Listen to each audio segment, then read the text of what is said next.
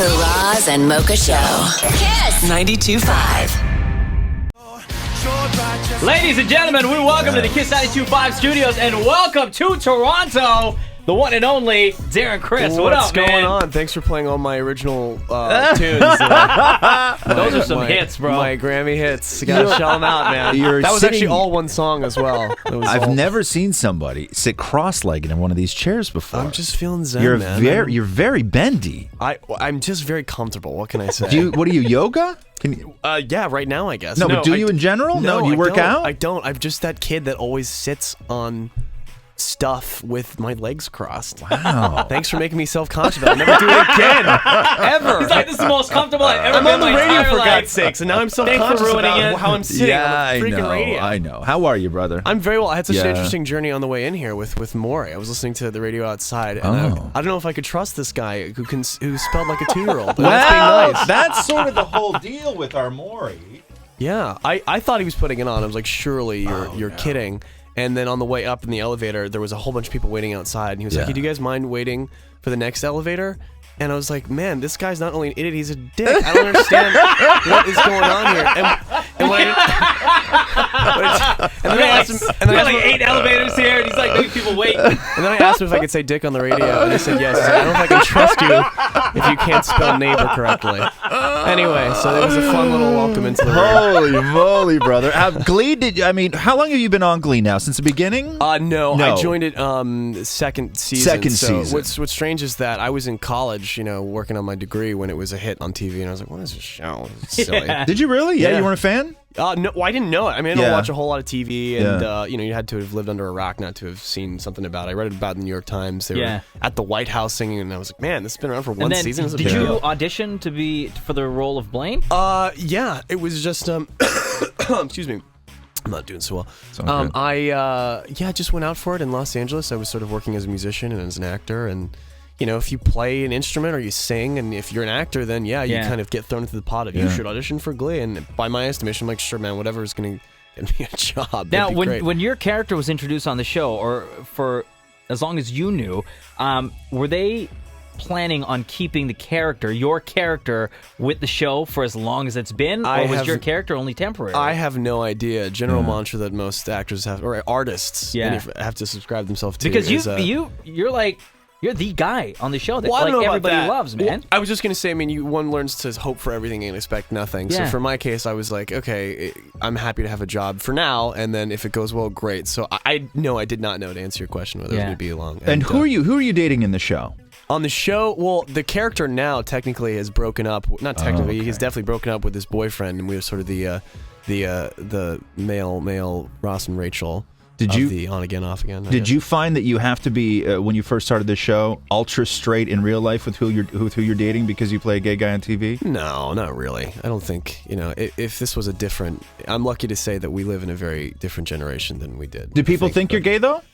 No, you have to be pretty. No, I don't know. I don't know. It doesn't matter. I don't really care what people think because I'm straight, so I don't really mind. Your girlfriend's beautiful. Yeah, people on the internet are very upset about that, though. Oh, well, did she go through hell?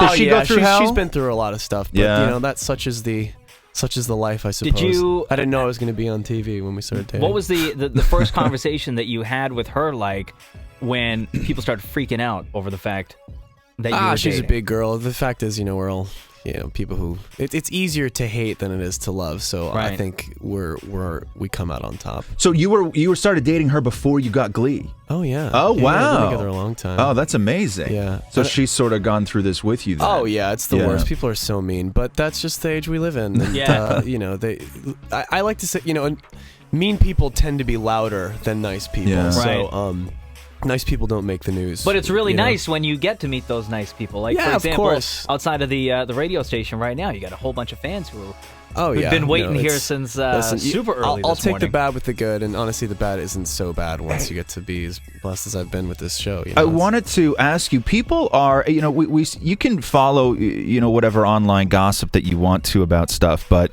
yesterday when it was announced that Jane Lynch was getting a divorce, people were really busted up about this. Oh, I didn't know that. Yeah, because she has been such a champion for, gay marriage and such a vocal... Oh, man, I had no idea. You didn't know. No, I didn't know that. Yeah, people are really busted out of all the people that could have broken up, where you actually, not knowing them, sort of take it to heart and take it personally. You know what? That's one of those relationships that sort of hits you. Well, you know what's interesting is that it's sort of this catch-22 for equal rights in general. Let's not even focus on particularly gay marriage, but equal rights means equal rights for everybody. And there's this kind of weird catch-22 that, if you have the right to marry, one should theoretically have the right to divorce as well. So, it's tough when you're trying to lobby for, wherever in the world, equal marriage rights to be like, okay, but we also do want to get divorced. Like, why do you want to get divorced if you're trying to get married so bad? So it's a tough hill to climb, I'm sure, but that's unfortunate. But oh man, I hope the best for her. Yeah, no, I'm sorry to have to tell you that. I figued you would know. Oh, I don't know anything. You don't know anything. It's the Roz Mocha Show. KiSS 92.5. Darren Criss from Glee joins us right now.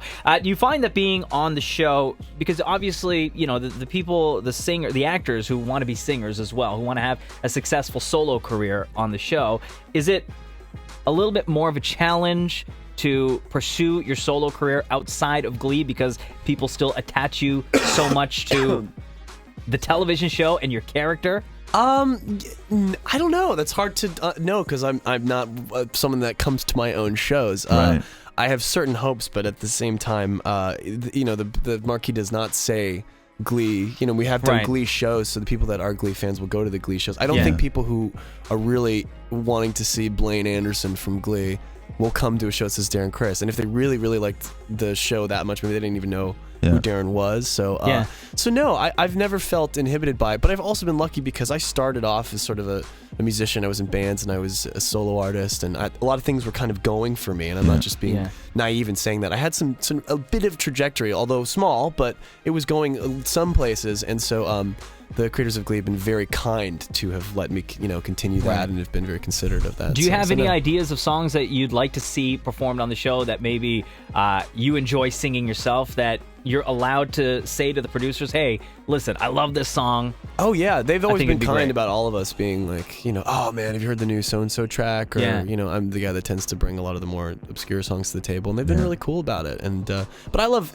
Listen, man, beggars can't be choosers. I'm just a mercenary. I'm so happy to be on that show. I love singing. I love all pop music, and it's just to have a song is pretty cool. You guys gonna sing Blurred Lines on a future episode? I would be so happy. I would be so happy. That is the track of that. Yeah. Like this is a song of the summer. Everybody loves it. Everyone loves to sing it. Yep. And I thought that song Blurred Lines from Robin Thicke would be absolutely perfect. I would die and go to heaven. Episode. I would die and go to heaven. Robin Thicke's one of my favorite guys, like ever. Yeah. Although the problem is when you are given a song that's amazing of an artist that you think is just the coolest, then you're like, man, now I got to sing this song. And now I'm like held against this. Like a huge Gautier fan. I sing that song. I was like, awesome, but crap, this is gonna be hard. I just sing a Freddie Mercury song. I mean, let's be real. Yeah. I'm not Freddie Mercury, and people are like, no, you sound good. I'm like, you don't have to be nice to me about that. That's okay. Yeah. I'm not Freddie Mercury. No one is. Freddie Mercury is Freddie Mercury. I can't. But sound you guys like that. nail all these songs. Like the next day on the Billboard charts, at least 3 or 4 of the songs that are on the episode from the night before end up like top 10.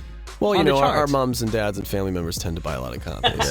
Do you get paid for that when the song? Is that in your contract? When they sell one of your songs? That's sort of a complicated question. I can give you the answer off the air, but I think I'd say no. You're fighting for it. I'll say no. Yeah. A lot of people think that. I mean, no. The answer is no.